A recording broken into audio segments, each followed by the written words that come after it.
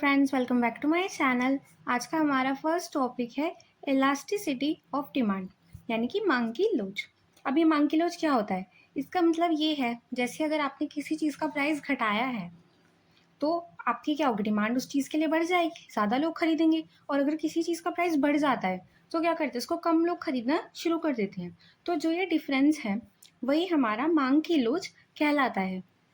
अब elasticity of demand means the degree of responsiveness of demand due to a change in its determining factor like price, income और substitutes। यानी कि मांग की लोच से तात्पर्य है कि मांग अपने निर्धारक तत्व जैसे मूल्य आय या वैकल्पिक वस्तुओं के परिवर्तन पर कितनी संवेदनशील होती है। यानी कि जैसे आपने प्राइस वाला फैक्टर देखा, भी ऐसे इनकम, किसी व्यक्ति की इनकम फिक्स है, वो चीज़ें खरीदता है। अब अगर उसकी इनकम बढ़ जाएगी तो वो क्या करेगा, वो उस जो चीज़ पहले कम अमाउंट में खरीद रहा था वो ज़्यादा खरीद पाएगा। और इसी तरह अगर किसी की सैलरी कम हो गई है, उसकी इनकम कम हो गई है, तो वो चीज़ें कम क्वांटिटी में खरीदने लगेगा। या फिर दो चीज़ें सेम है, जैसे वैकल्पिक वस्तु में आपकी दो चीज़ें सेम है, पर उसमें अगर एक पर आपको डिस्काउंट मिल रहा है या फिर आपको उसके साथ कुछ फ्री गिफ्ट मिल रहा है, तो आप क्या करेंगे, जो आप अपनी रेगुलर चीज़ लेते हैं उसके कंपैरिजन में आप जो दूसरी जिसमें आपको एक्स्ट्रा प्रॉफिट मिल रहा है वो आप खरीदने लगते हैं। तो ये सब क्या होता है, जो आप जिससे आपके जो फैक्टर्स है अगर उनमें चेंज आता है, जिससे आपकी डिमांड में भी चेंज आता है, तो ये चेंज ही आपका इलास्टिसिटी ऑफ डिमांड कहलाता है।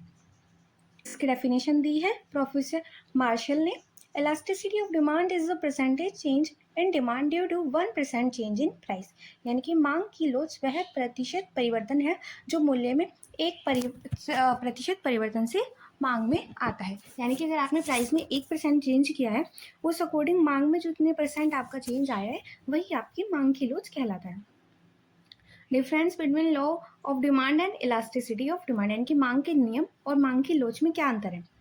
Law of demand shows only the inverse relationship between price and demand। यानी कि जो मांग का नियम है वो केवल मूल्य और मांग के बीच विपरीत संबंध दिखाता है। यानी कि अगर आपकी आपका मूल्य बढ़ेगा तो आपकी मांग कम हो जाएगी, और अगर आपका मूल्य घटेगा तो आपकी मांग बढ़ जाएगी। ये सिर्फ ये दिखाता है। और जो इलास्टिसिटी ऑफ डिमांड है वो measures the degree of responsiveness of demand to change in price, income और रिलेटेड गुड्स। यानी कि मांग की लोच यह बताती है कि मूल्य, आय या संबंधित वस्तुओं के परिवर्तन पर मांग कितनी बदलती है। मतलब पहले वाला लोग कह रहा है कि मांग बदलती है, और इलास्टिसिटी कह रही है कि मांग कितनी बदलती है। ये इनका डिफरेंस हो गया। And law of demand is qualitative in nature, यानी कि जो मांग का नियम है वो गुणात्मक होता है। और elasticity of demand is quantitative, यानी कि ये मात्रात्मक। यानी कि पहले में हमें पता चल रहा है, हम उसको गुण देखते हैं कि मांग कितनी बढ़ी है, हमें पता नहीं है कि बस हाँ मांग ज़्यादा बढ़ रही है कम बढ़ी है, हम ये कह सकते हैं। और जो इलास्टिसिटी है हम उसमें मेजर कर सकते हैं कि कितने परसेंट डिमांड बढ़ी है, अगर इतने परसेंट प्राइस हमारा कम हो रहा है। उसके बाद concept of elasticity of demand, यानी कि मांग की लोच की अवधारणा है। अब सबसे पहले आता है इसमें प्राइस इलास्टिसिटी ऑफ डिमांड, यानी कि मांग की मूल्य लोच। यानी कि change in demand due to change in price, यानी कि अगर आपके प्राइस में चेंज हो रहा है तो उसके आपकी डिमांड में क्या चेंज हो रहा है। जैसे आपका प्राइस बढ़ा, आपकी डिमांड कम हो जाएगी। अगर उसी चीज़ में आपका प्राइस कम हो रहा है तो आपकी डिमांड बढ़ जाएगी। यही हमारा प्राइस इलास्टिसिटी ऑफ डिमांड कहलाता है। उसके बाद इनकम इलास्टिसिटी, यानी कि मांग की आय लोच। यानी कि अगर आपकी इनकम बढ़ी तो आप ज़्यादा वस्तुएं खरीदेंगे, और अगर आपकी इनकम घट रही है तो आप कम वस्तुएं खरीदेंगे। ये हमारी मांग की आय लोच कहलाती है।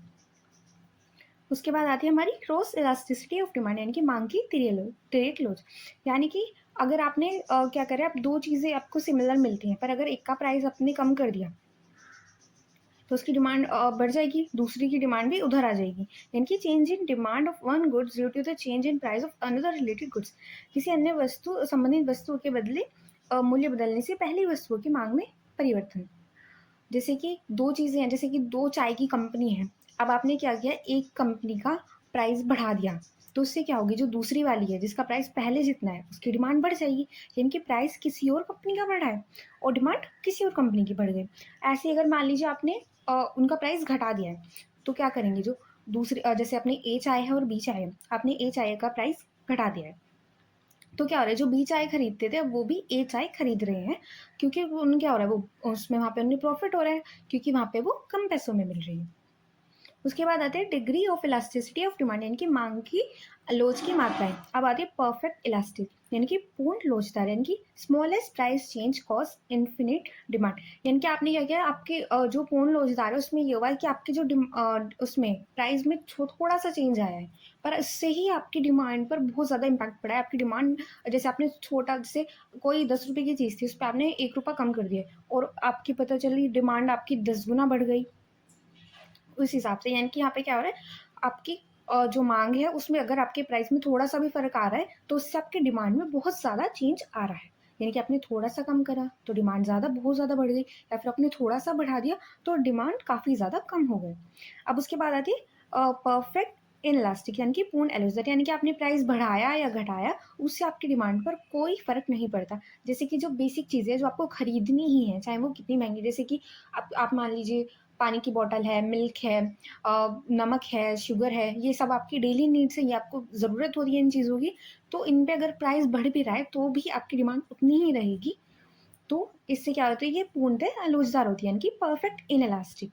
उसके बाद आती है यूनिटरी इलास्टिक, यानी कि एकात्मक लोच, यानी कि proportionate change in demand and price, यानी कि मांग और मूल्य दोनों में समानुपाती परिवर्तन। यानी कि आपने क्या करा है, अगर आपने 10% मांग अपनी कम, सॉरी, अपने प्राइस कम किए हैं तो आपकी जो डिमांड है वो भी 10% ही बढ़ गई। उस आधार पर ये आपकी एकात्मक लोच है, यानी कि यहाँ पे बैलेंस चल रहा है। जितना आपने प्राइस बढ़ाया उतनी आपकी डिमांड कम हो गई, जितना आपने प्राइस कम करा उतनी ही आपकी डिमांड बढ़ गई। उसके बाद आती है रिलेटिविटी इलास्टिक, यानी कि कम कम लोचदार, यानी कि demand change more than price. Price इतना मांग जो है मूल्य से अधिक बदलती है, यानी कि मूल्य में इतना चेंज नहीं आया पर आपकी जो मांग है उसमें ज़्यादा चेंज आ रहा है, यानी कि आपने मूल्य में थोड़ा चेंज करा है। जैसे कि आपने 5 रुपये 10 रुपये चेंज करे हैं, पर उससे क्या हो रहा है, आपकी डिमांड में काफ़ी चेंज आ रहा है।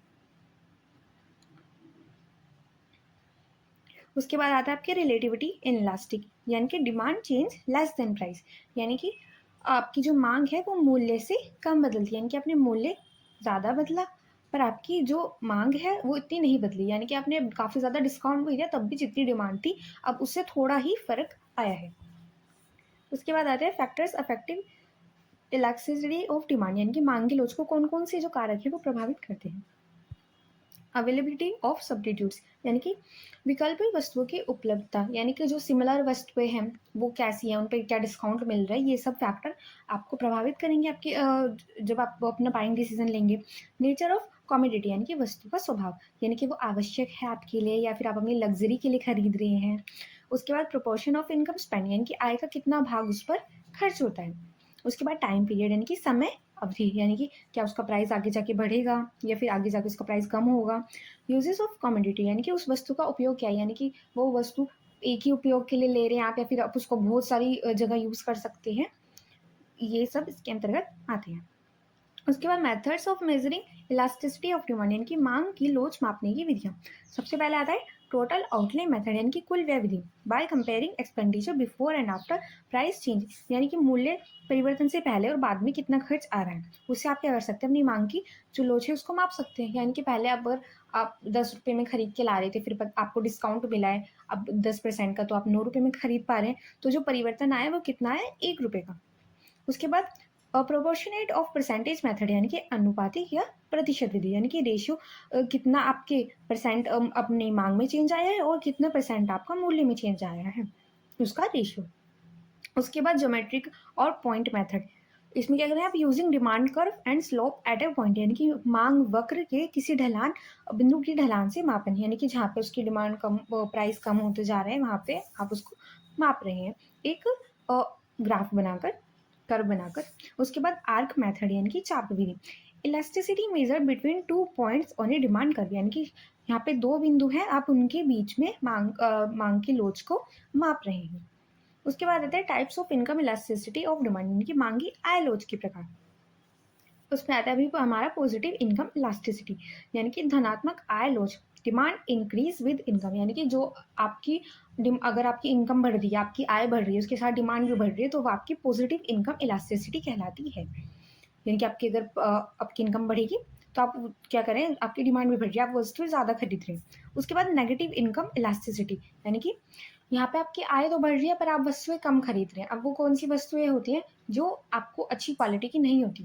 जैसे पहले आप किसी चीज़ को एडजस्ट करके खरीद रहे थे, आप नॉर्मल बेसिक सी क्वालिटी का ले रहे थे, पर आपकी सैलरी बढ़ी तो आपने क्या किया, बेसिक से आप प्रीमियम क्वालिटी की चीज़ें लेने लगे। तो जो आपकी बेसिक चीज़ें थी उनके लिए क्या हो गया, आपकी डिमांड कम हो गई, और यानी कि उन चीज़ों के लिए आपकी डिमांड क्या होगी, नेगेटिव।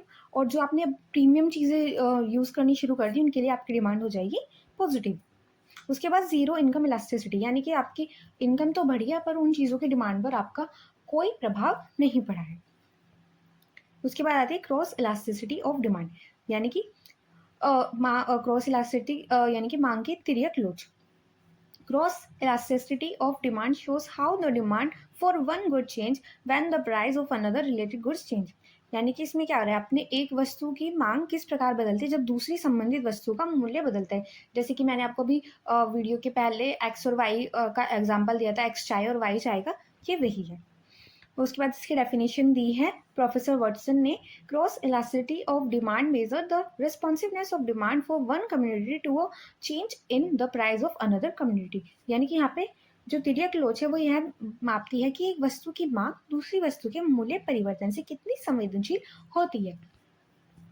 उसके बाद आता है टाइप्स ऑफ गुड्स, यानी कि वस्तु के प्रकार क्या होते हैं। सब्सटीट्यूट वस्तुएं, जैसे प्रतिस्थापन वस्तु यानी कि टी एंड कॉफ़ी, यानी कि अगर चाय का प्राइस बढ़ा तो आपने कॉफ़ी खरीदनी शुरू कर दी। इस तरह से ये क्या है, सब्स्टिट्यूट है, यानी कि वो भी ड्रिंक के लिए आपकी बेवरेज है, वो भी आपके ड्रिंक के लिए है। उसके बाद आते हैं कॉम्प्लीमेंट्री गुड्स, यानी कि जो एक दूसरे के लिए पूरक होते हैं, यानी कि car and petrol. If the price of petrol rises demand of car decrease, यानी कि अगर आप यहाँ पे एक वस्तु का प्राइस बढ़ेगा, यानी कि आपने क्या करा, पेट्रोल का प्राइस बहुत ज़्यादा हो गया तो लोग क्या करेंगे, कार को अवॉइड करना शुरू कर देंगे, कि वो कार की मांग भी घट जाएगी। उसके बाद आता है काइंड्स ऑफ क्रॉस इलास्टिसिटी, यानी कि क्रॉस लॉज के प्रकार। पॉजिटिव क्रॉस इलास्टिसिटी ये होती है सब्स्टिट्यूट गुड्स की, यानी कि अगर आपने एक वस्तु की कीमत बढ़ा दी तो दूसरी वस्तु की डिमांड बढ़ गई। उसके बाद नेगेटिव क्रॉस इलास्टिसिटी, यानी कि यहाँ पे आपने क्या करा, कार की आपने पेट्रोल की कीमत बढ़ा दी तो कार की कीमत घट गई, यानी कि पहले वाले में दूसरी वस्तु की कीमत बढ़ रही थी तो वो पॉजिटिव हो गई। यहाँ पर सब्स्टिट्यूट थी वस्तु, यहाँ पे कॉम्प्लीमेंट्री वस्तु थी, यानी कि पूरक कर रही थी, तो आपने एक वस्तु की बढ़ाई तो दूसरी की अपने आप डिमांड कम हो गई।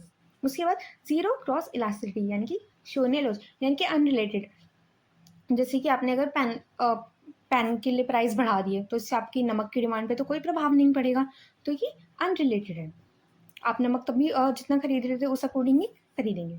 उसके बाद आते हैं मार्जिनल रिवेन्यू, यानी कि सीमांत आय क्या होती है। Marginal revenue is the additional revenue earned from selling one more unit of output। यानी कि मान लीजिए आप 10 वस्तुएं बेच रहे थे, अगर आपने उस डेली आप 10 वस्तुएं बेच रही थी, आपकी फिक्स है, आप 10 पेन डेली बेचते हैं, एक दिन आपने 11 पेन बेच दिए, तो जो वो एक पेन एक्स्ट्रा का आपका जो कीमत आई है वो आपकी अतिरिक्त आय या सीमांत आय कहलाती है। यहाँ पे भी एग्जाम्पल दिया हुआ है कि यहाँ पे आपने अगर आपको 10 यूनिट से 100 रुपये मिलते हैं, 11 यूनिट बेची आपने एक दिन, आपको 108 रुपये मिले हैं, तो आपकी जो मार्जिनल रिवेन्यू है वो आपके 8 रुपये है, यानी कि जो उनका डिफरेंस है, जो आपने एक वस्तु एक्स्ट्रा बेची। जैसे कि आपने देखा होगा कई बार ऑफर आते हैं कि कोई चीज़ मिलती है आपको, जैसे कि यहाँ पे लिखा हुआ है ये कि 10 पेन लेके जा रहे हैं तो आपको 100 रुपये में मिल रहे हैं, पर एक दिन आ जाएगा कि अगर आप 11 पेन खरीद रहे हैं तो आपको सिर्फ 108 रुपये में मिल रहे हैं, ऐसे ऑफर्स आते हैं। तो ये आपका मार्जिनल रिवेन्यू कहलाता है, यानी कि जो आपके एक एक्स्ट्रा यूनिट है उसकी क्या कॉस्ट है। उसके बाद आता है एवरेज रिवेन्यू, यानी कि एवरेज रिवेन्यू क्या है आपका, जो आपके औसत आय वह है जो प्रति इकाई बिक्री से प्राप्त होती है, यानी कि एक यूनिट से आपको कितना मिल रहा है वो आपका एवरेज रिवेन्यू कहलाता है। अब इसके लिए फॉर्मूला है, यानी कि जो आपका टोटल रिवेन्यू है उसमें आपने कितनी यूनिट बेची, यानी कि आपने 100 रुपये की कमाई हुई है आपकी, आपने 10 यूनिट बेचे हैं तो आपका एवरेज रिवेन्यू कितना आ जाएगा, 10 रुपये। उसके बाद आता है टोटल रिवेन्यू। यहाँ पे क्या आ रहा है, आपकी कुल आय, यानी कि total revenue is the total money receive from the sale of all units, यानी कि टोटल जो आपने जितनी भी यूनिट बेची उनसे आपको जो भी पैसे मिले हैं वो आपके कुल आय कहलाती है। यानी कि आपने 10 यूनिट बेची थी, हर यूनिट 10 रुपये की थी, तो आपके टोटल पैसे कितने हो गए, 100 रुपये। उसके बाद आते हैं इनके अंतर्गत क्या संबंध होता है, इनकी relation between total revenue, average revenue and marginal revenue. जब हमारा टोटल रिवेन्यू होता है, यानी कि हमारी कुल आय, वो होती है हमारी औसत आय गुना मात्रा। यानी कि आपने हमारी 10 यूनिट थी, हर यूनिट के प्राइस थे 10 रुपये, तो हमारी टोटल रिवेन्यू कितनी होगी, 100 रुपये।